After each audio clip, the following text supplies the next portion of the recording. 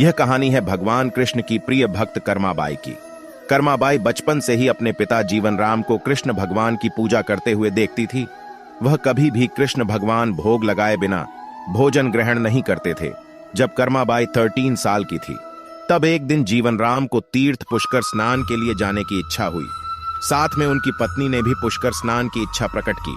जीवन राम अपनी बेटी को भी ले जाना चाहते थे, लेकिन दुविधा यह थी कि अगर वह सब घर बाहर गए तो श्री भगवान कृष्ण को भोग लगाएगा कौन। तब जीवन राम ने इस नित्य कर्म की जिम्मेदारी कर्माबाई को सौंपी और कहा कि देखो बेटी, कर्मा सुबह भगवान कृष्ण को भोग लगाने के पश्चात ही तुम भोजन ग्रहण करना। कर्मा ने भी अपने पिता की हाँ में हामी भर दी। अगले दिन सुबह कर्माबाई ने उठकर सबसे पहले गुड़ और घी डाल के बाजरे का खींचड़ा बनाया और भगवान कृष्ण की मूर्ति के सामने रख दिया और बोली, भगवान मैंने आपका भोग रख दिया है, आपको जब भूख लगे तब खा लेना, तब तक मैं घर के काम पूरे कर लेती हूँ। इतना कहकर कर्मा अपने घर कामों में जुट गई।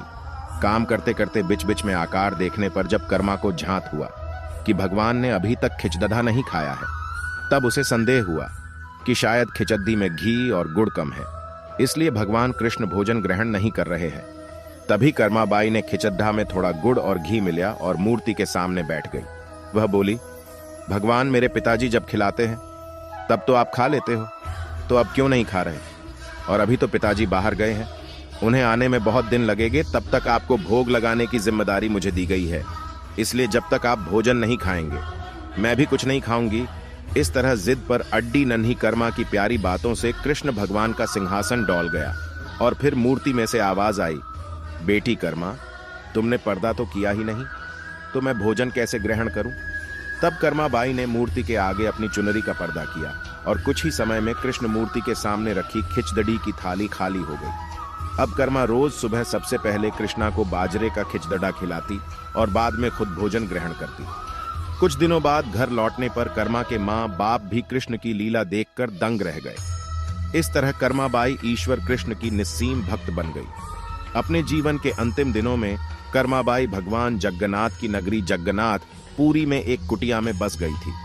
वहां पर एक दिन कर्माबाई की कुटिया के सामने एक तेजस्वी कांति वाला बालक आया और उसने कर्माबाई से कहा, मुझे भूख लगी है माँ, खाना दो।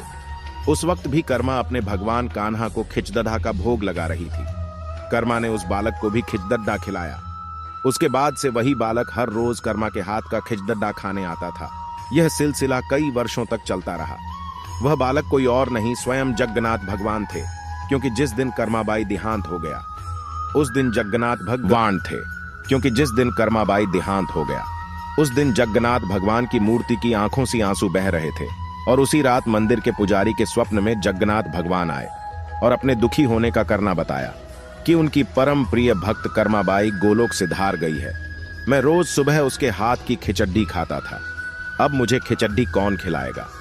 अगले दिन से मंदिर के पुजारियों ने निर्णय लिया, भगवान को रोज बाजरे के खिचड्डा को भोग लगेगा और उस भोग का नाम दिया गया कर्माबाई की खिचड़ी।